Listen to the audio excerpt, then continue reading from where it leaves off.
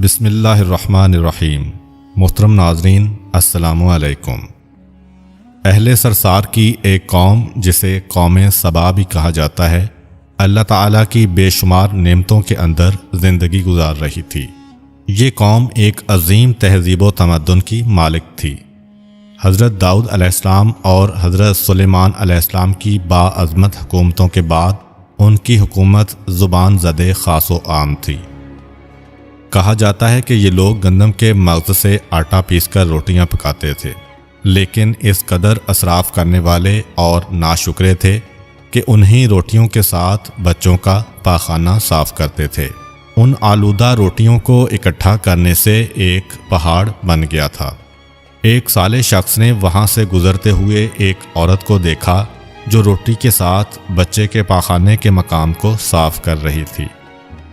اس شخص نے عورت سے کہا، تیرے اوپر افسوس، خدا سے ڈر، کہیں ایسا نہ ہو کہ خدا تیرے اوپر اپنا غضب ڈھائے اور تجھ سے اپنی نعمت چھین لے۔ اس عورت نے جواب میں مذاق اڑایا اور مغرورانہ انداز میں کہا، جاؤ جاؤ، گویا کہ مجھے بھوک سے ڈرا رہے ہو۔ جب تک سرسار جاری ہے مجھے بھوک سے کسی قسم کا کوئی خوف نہیں ہے۔ کوئی زیادہ عرصہ نہیں گزرا تھا کہ اللہ تعالیٰ نے ہوس بازوں اور اسراف کار لوگوں پر اپنا غضب ڈھایا۔ پانی جو کہ زندگی کی بنیاد ہے ان لوگوں سے چھین لیا تھا۔ قحط نازل ہوا، بات یہاں تک پہنچ گئی کہ ان کی ذخیرہ کی ہوئی تمام غذا ختم ہو گئی۔ آخرکار وہ مجبور ہو گئے کہ انہی آلودہ روٹیوں پر ٹوٹ پڑیں جو ان لوگوں نے اکٹھی کر کے پہاڑ کے مانند ڈھیر لگایا ہوا تھا، بلکہ وہاں سے روٹی لینے کے لیے صف لگتی تاکہ ہر کوئی وہاں سے اپنے حصے کی روٹی لے سکے۔ کفران نعمت، قحط اور ان کی بدحالی کے بارے میں متعدد روایات موجود ہیں۔ سورہ نحل کی آیت نمبر 112 اور 113 میں یوں ارشاد ہوتا ہے، اور اللہ نے اس قریہ کی بھی مثال بیان کی ہے جو محفوظ اور مطمئن تھا، اس کا رزق ہر طرف سے باقاعدہ آ رہا تھا، لیکن اس قریہ کے رہنے والوں نے اللہ کی نعمتوں کا انکار کیا تو خدا نے انہیں بھوک اور پیاس کا مزہ چکھایا، صرف ان کے ان اعمال کی بنا پر کہ جو وہ انجام دے رہے تھے، اور یقیناً ان کے پاس رسول آیا تو انہوں نے اس کی تکذیب کر دی، تو پھر ان تک عذاب آ پہنچا کہ یہ سب ظلم کرنے والے تھے۔ اسی قوم سبا کے بارے میں ایک اور واقعہ بیان ہوتا ہے کہ ان لوگوں نے اپنی زراعت کو بہتر طور پر کاشت کرنے کے لیے پانی ذخیرہ کرنے کی خاطر بلک کے دو پہاڑوں کے درمیان ایک بہت بڑا بند معرب تعمیر کیا ہوا تھا۔ سوراخ اور دوسرے پہاڑوں سے گزرا ہوا پانی اس بند میں آ کر وافر مقدار میں جمع ہو جاتا تھا۔ قوم سبا نے اس پانی سے صحیح طور پر استفادہ کرتے ہوئے وسیع و عریض اور بہت سے خوبصورت باغات لگائے اور کھیتی باڑی کو رونق بخشی۔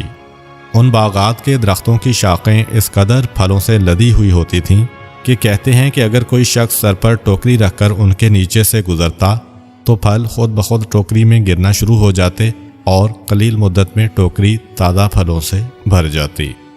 اس قوم کے بہت سارے دیہات اور قریے تھے جو بہت آباد اور آپس میں جڑے ہوئے تھے، لیکن نعمتوں کی کثرت نے انہیں شکر کرنے کے بجائے سرمست اور غافل کر دیا تھا، یہاں تک کہ ان کے درمیان بہت بڑا طبقاتی نظام وجود میں آ چکا تھا۔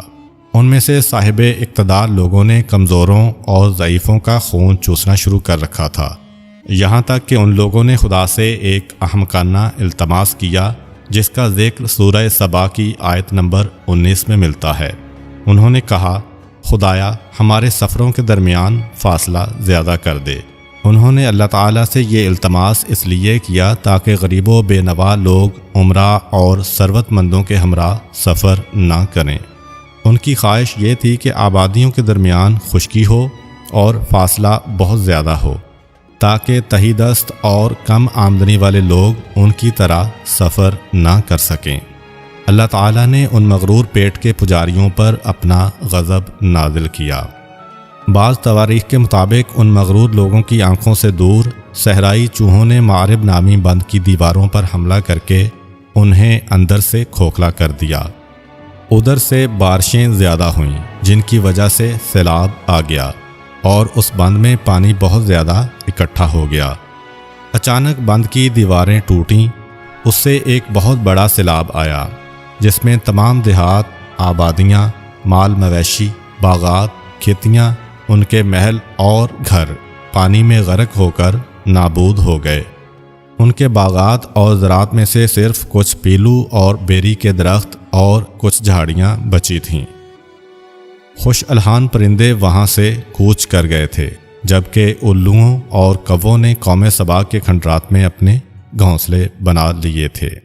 اس بات کا ذکر سورہ سبا کی آیت نمبر 15 اور 16 میں ملتا ہے، اور آخر میں سورہ سبا کی آیت نمبر 17 میں قرآن کریم میں اس واقعہ کا یوں نتیجہ نکالا ہے: یہ ہم نے ان کی ناشکری کی سزا دی ہے اور ہم ناشکروں کے علاوہ کسی کو سزا نہیں دیتے ہیں۔